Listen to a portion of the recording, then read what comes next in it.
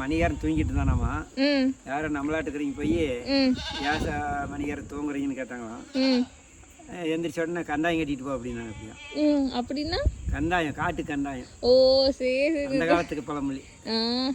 இவனை எழுப்பி போட்டது அப்படிதான் ஆச்சு இப்போ. அப்படிதான் ஆச்சு. ம் அவன் பாட்டு அவன் தூங்கிட்டு இருந்தான். பாருங்க துணியெல்லாம் எப்படி என்ன பண்ணி வச்சிருக்கிறான்னு. என்ன பண்ணி அப்படி இது கதை.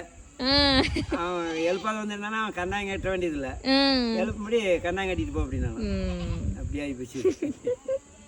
அவன் பாட்டி செவனேன்னு படுத்திருந்தான். ஏன்டா கில்லி கில்லி அங்கே கண்ணு 2 நாளா காலையில் கட்டத்துக்கு வந்துடுவேன், கட்டிடுவேன். அப்புறம் சாணியெல்லாம் எடுத்துட்டு எங்கே போகும்போது அவுத்து விட்டுருவேன். நான் 2 நாள் மறந்துட்டு போயிட்டேன். அப்புறம் அம்மாயி அவுத்து விட்டுருக்காங்க. நானும் அங்கே நேற்று போய் வாழைத்தலை வெட்டிட்டு இருந்தேன் குட்டிக்கு. அங்கே வந்து என்னை ஏறி விரட்டி எதுக்கு அவுத்துடாம போனீங்க? அவுத்துட்ட நீ அப்படின்ட்டு அப்புறம் சரின்ட்டு சமாதானம் பண்ணிக்கிட்டு வந்தேன். அப்புறம் இன்னைக்கு அப்படியே அவுத்துட போய் அங்கே போய் வாழைத்தலை வெட்டிட்டு ஒட்டியாந்து திப்புன்னு தெளியும் பார்த்தா வந்து இங்கே கால் போட்டுக்கிட்டேன்.